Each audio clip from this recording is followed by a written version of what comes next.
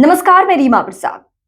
क्या उमर खालिद के मुद्दे पर भारत अमेरिका के दखल को बर्दाश्त करेगा? क्या भारत भूल जाएगा कि ये वही अमेरिका नैतिकता की बात कर रहा है जो भारतीयों को, जिसमें 73 वर्षीय एक महिला भी थी जिनका कोई आपराधिक रिकॉर्ड नहीं था, उनको बेड़ियों में बांधकर भारत डिपोर्ट किया गया। और ये सिर्फ एक महिला की बात नहीं है, ऐसे कई लोगों को भारत में डिपोर्ट किया गया बेड़ियों के साथ, जिसको देखकर भारत को गुस्सा बहुत आया, भारतीय लोगों को बहुत गुस्सा आया। बार बार सरकार पर यह प्रेशर बनाने की कोशिश की गई कि भारत सरकार को दखल देना होगा। वो अमेरिका उमर खालिद के मुद्दे पर ज्ञान दे रहा है।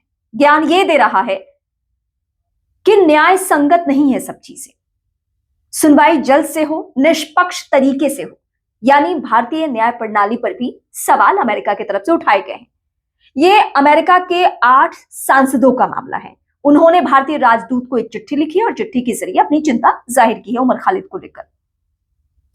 न्यूयॉर्क के जो मेयर हैं, उन्होंने भी एक चिट्ठी लिखी है उमर खालिद को, और उनकी पार्टनर ने, यानी उमर खालिद की पार्टनर ने उस चिट्ठी को सार्वजनिक किया है।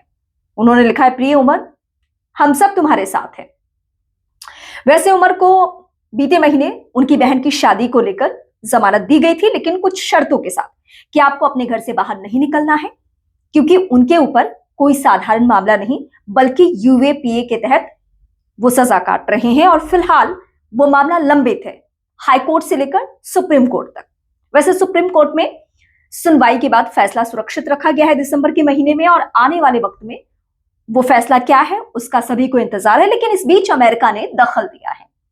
लेकिन ये पहली दफा नहीं है जब भारत के किसी मुद्दे या मसले पर अमेरिका का दखल आया हो, अमेरिका ने हस्तक्षेप किया हो। वो बार बार मानवाधिकार का हवाला देता है, वो बार बार कश्मीर का मामला हो, भीमा कोरेगांव का मामला, इस तरीके से बहुत सारी ऐसी घटनाएं हैं जिसको लेकर वो बार बार हस्तक्षेप करने की कोशिश करते रहा है। अभी ऑपरेशन सिंदूर के दौरान आपने देखा वहां के राष्ट्रपति ने कैसे कैसे स्टेटमेंट दिया, और अब वहां के सांसद चिट्ठी लिख रहे हैं भारतीय राजदूत को कि आप बहुत अच्छे तरीके से इस पूरे मामले की जांच प्रक्रिया को आगे बढ़ाइए।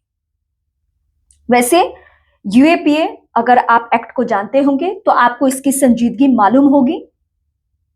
उमर खालिद कब से चर्चा में आए हैं ये आप सभी को याद होगा। 2016 कन्हैया प्रकरण, जेएनयू का वो प्रकरण, और उसके बाद से वो चर्चा में आए। और 2020 में जब दिल्ली में दंगा हुआ तो दंगों के दौरान उनकी भूमिका को दिल्ली पुलिस ने संदिग्ध माना। मामला दिल्ली हाईकोर्ट गया, उसके बाद उनके ऊपर कई एफआईआर दर्ज हुए, जिसमें से एक यूएपीए एक्ट भी, मतलब सीधे देशद्रोह या फिर आप आतंकी गतिविधियों में शामिल होते हैं, इस तरीके से, मतलब देश विरोधी गतिविधि, ये शक जाहिर किया गया। मामला कोर्ट में लंबित है, ऐसा नहीं कि दोषी नहीं करार दिए गए हैं, लेकिन कोर्ट में लंबित है। इस पे सुनवाई चल रही है और उन्हें जमानत नहीं दी जाती है क्योंकि उनकी भूमिका संदिग्ध माना गया है।